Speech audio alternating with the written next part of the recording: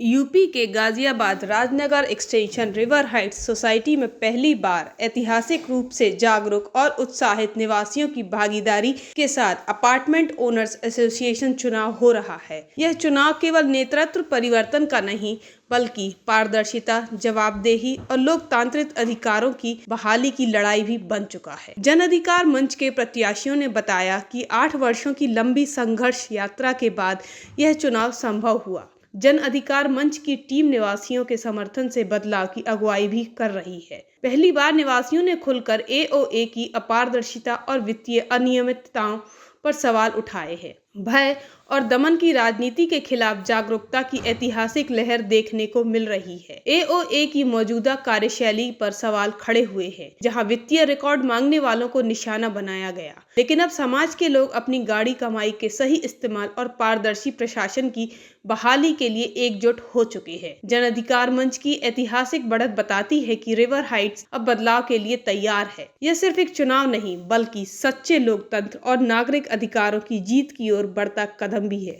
River Heights में यह चुनाव सिर्फ नेतृत्व परिवर्तन नहीं बल्कि एक नई शुरुआत का संकेत भी है, जहां हर नागरिक चुना जाएगा, हर सवाल का जवाब मिलेगा और हर फैसला सामूहिक भागीदारी से होगा। लेकिन जन अधिकार मंच की टीम ने गड़बड़ी का आरोप भी लगाया है। उन्होंने कहा है कि हमें लग रहा है कि चुनाव अधिकारी अरविंद यादव एक तरफा कार्यवाही कर रहे हैं। हम चाहते हैं वो सही से कार्यवाही करें और निरपेक्ष चुनाव करवाएं। और क्या कुछ कहा लोगों ने, आइए सुनते हैं इस रिपोर्ट में। तो क्या नाम है आपका और अगर आप चुने जाते हैं तो किन लक्ष्यों को आपने तय किया है कि जिस पे काम करना है? जी, मेरा नाम गौरव वर्मानी है और लगभग सन 2021 से मैं यहीं पे हूँ, रिवर हाइट सोसाइटी का सदस्य रहा हूँ, ठीक है ना। सबसे बड़ी बात दिक्कत यहाँ रही है, हमारी पुरानी एओए जो संभाल रही थी, 7 सालों से काम कर रही थी, तो इसमें पारदर्शिता की बहुत कमी रही है। पारदर्शिता की कमी रही है। इसमें क्या है कि हमारी बैलेंस शीट, मैंने कई बार एओए ऑफिस जाके मांगी कि बैलेंस शीट दी जाए।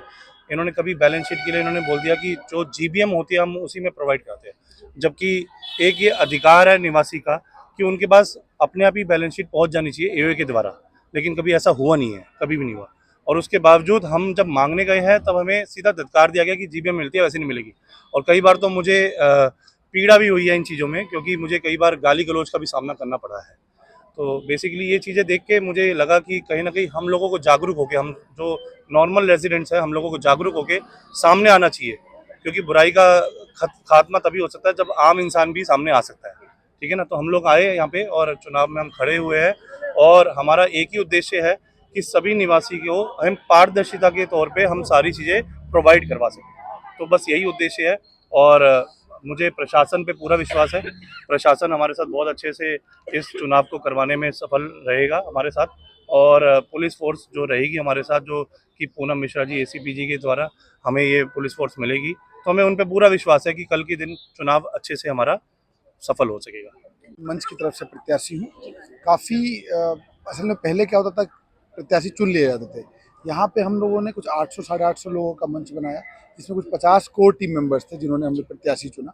काफ़ी मंथन के बाद हम लोगों ने प्रत्याशियों को डिसाइड किया। मैं धन्यवाद देता हूँ जन अधिकार मंच का और यहाँ के लोगों का जिन्होंने मुझे प्रत्याशी बनाया।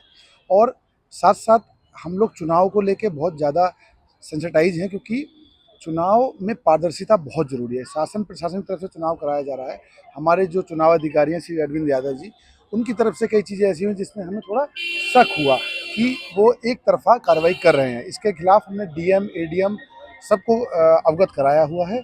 और हमारी अरविंद यादव जी से आपके माध्यम से अपील है कि वो किसी के बहकावे में, किसी भी दबाव में ना आते हुए जनता की सुने। यहाँ 4,500 से 5,000 लोग रहते हैं, 1,500 परिवारों का मामला है, ठीक है। आप एक अधिकारी नियुक्त किए गए हैं, तो आप पारदर्शी चुनाव कराएं और जो भी जीतता है उसको यहाँ का प्रशासन संभालने में मदद करें। धन्यवाद। सर, नाम आपका?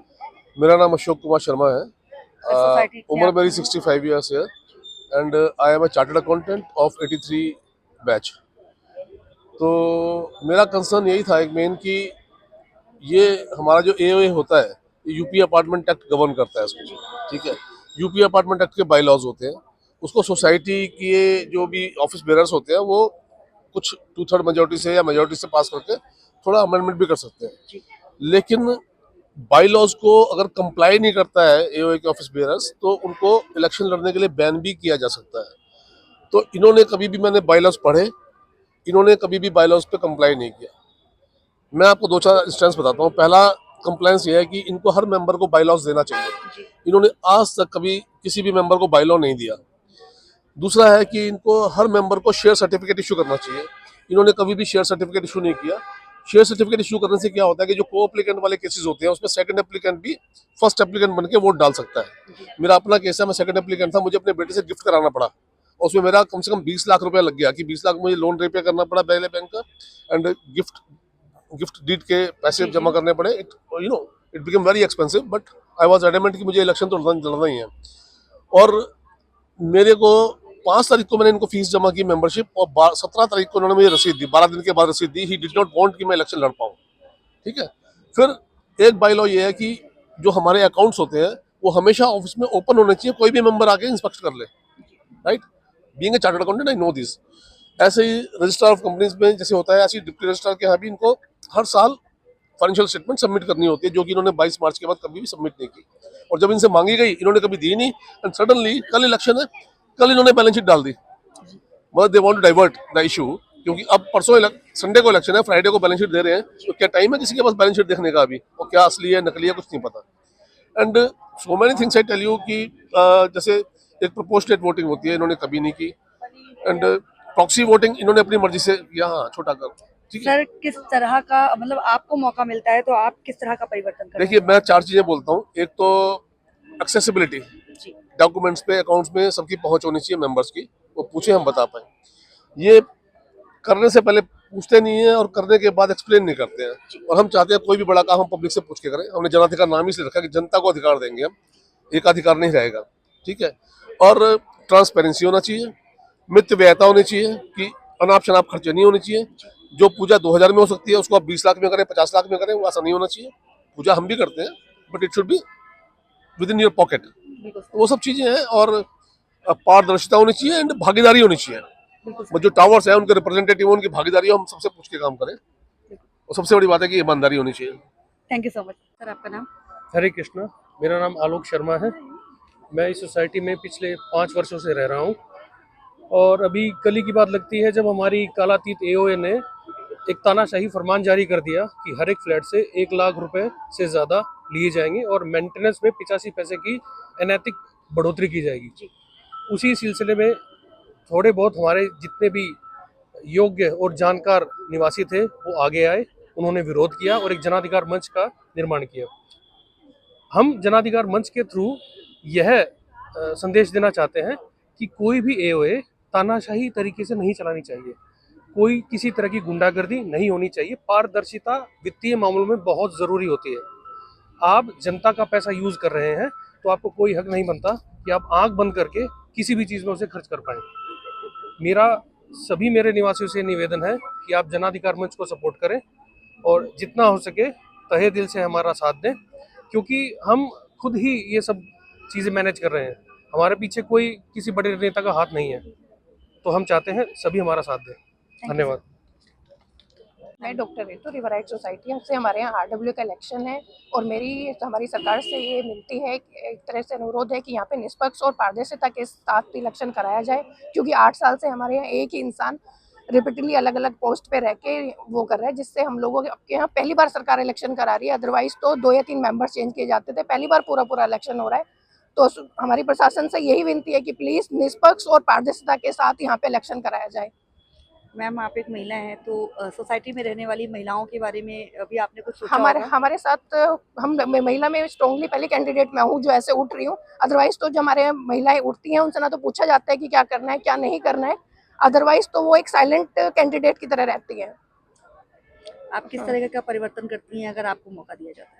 महिलाओं की सुरक्षा के लिए हम कदम उठाएंगे यहाँ पे, और जितने भी सांस्कृतिक प्रोग्राम है सब कुछ है उन सबको लेके चलेंगे। Thank you sir. आप प्रत्याशी हैं, आरडब्ल्यूए का चुनाव होने वाला है। पहले अपना इंट्रोडक्शन दीजिए। सबसे बड़ा सवाल ये है कि किन मुद्दों को ध्यान में रखा गया है?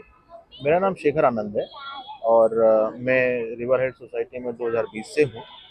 और जब से हूँ यहाँ पे तब से मैंने एक ही पार्टी की सत्ता देखी है, और उस पार्टी में मैंने जो महसूस किया है कि यहाँ पे चीज़ें बहुत ही बायस तरीके से हो रही हैं और यहाँ पे लोगों में भय व्याप्त है, कोई भी अपनी बात कहने के लिए सामने नहीं आ रहा है। और जो वित्तीय अनियमितताएं हैं वो बहुत ज़्यादा हैं यहाँ पे। पिछले कई सालों से बैलेंस शीट और ऑडिटेड बैलेंस शीट नहीं इन्होंने प्रोड्यूस करी। आनंद फानंद में भी आधी अधूरी बैलेंस शीट सबमिट करी है और लोगों की सहभागिता बहुत कम है यहाँ पे। तो अपना जो मेन उद्देश्य है, पारदर्शी तरीके से लोगों की सहभागिता सुनिश्चित की जाए और साथ में हम लोग का जो विज़न है इस सोसाइटी को एक मॉडल सोसाइटी बनाने का है। मैं खुद भी हेल्थ केयर इंडस्ट्री से हूँ, हमारे और जो साथीगण हैं वो अपने डिफरेंट फील्ड से हैं और सबका जो एक्सपीरियंस है वो मिल के एक मॉडल सोसाइटी बनाने में हेल्प करेगा। और कल इलेक्शन है, 9 बजे से इलेक्शन शुरू हो जाएगा। हम लोग को ये आशंका थी कि चुनाव शायद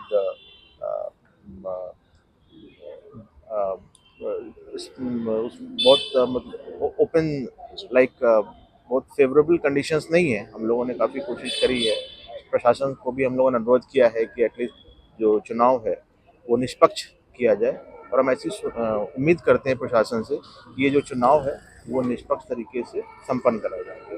धन्यवाद। सर क्या नाम है आपका? मेरा नाम जितेंद्र गौतम है। सर अगर सोसाइटी आपको मौका देती है तो क्या सोचा है किस तरह से व्यवस्थाएं कायम करेंगे? देखिए, रिवरराइट सोसाइटी बहुत बड़ी सोसाइटी है, लगभग 1500 फ्लैट के निवासियों की सोसाइटी है रिवरराइट। इस सोसाइटी में पिछले काफ़ी समय से ऐसा लगता है कि चुनाव हुआ ही नहीं। इस बार पहली बार चुनाव हो रहा है जो कि प्रॉपर तरीके से 2 टीम लड़ रही हैं। तो हम लोग, जनता हमारे साथ है, हम लोग चाहते हैं कि बदलाव हो, जो भी काम हो वो पारदर्शी तरीके से हो, जो अभी तक नहीं होता है। कोई भी जो भी हम कॉन्ट्रैक्ट्स करते हैं वो बिडिंग के माध्यम से हो, सोसाइटी की अर्निंग को सही तरीके से बढ़ाया जाए और सोसाइटी में एक पारदर्शी और भयमुक्त माहौल बनाया जाए, जिससे कि सोसाइटी निवासी अपनी सोसाइटी को अपने तरीके से चला सके।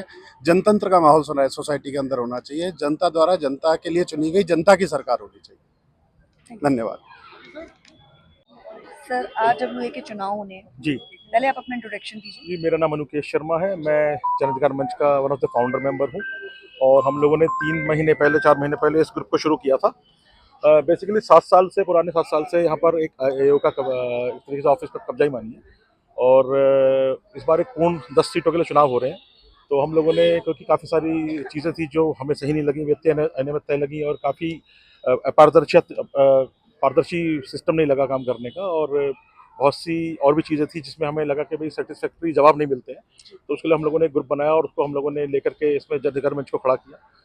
अब हम लोग चाहते हैं कि बेसिकली चुनाव हो, निष्पक्ष चुनाव हो, जिसमें हमें ऐसा लग रहा है कि सत्ता पक्ष की तरफ से जो है कुछ गड़बड़ी की आशंका है। हम लोगों ने चुनाव अधिकारी से जाकर के इस बारे में संपर्क किया था, लेकिन कोई बहुत ही पक्षपातपूर्ण रवैया लगा उनका भी हमारे साथ में।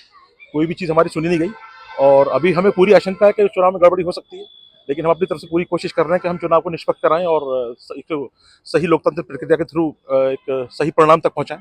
ये हमारी आशा है और हम प्रशासन से अनुरोध करेंगे कि वो हमारी हेल्प करें इसके अंदर। और जितने भी लोग हैं, लोग आशाभरी नजरों से उनकी तरफ देख रहे हैं कि ऐसा चुनाव होना चाहिए जिसकी वजह से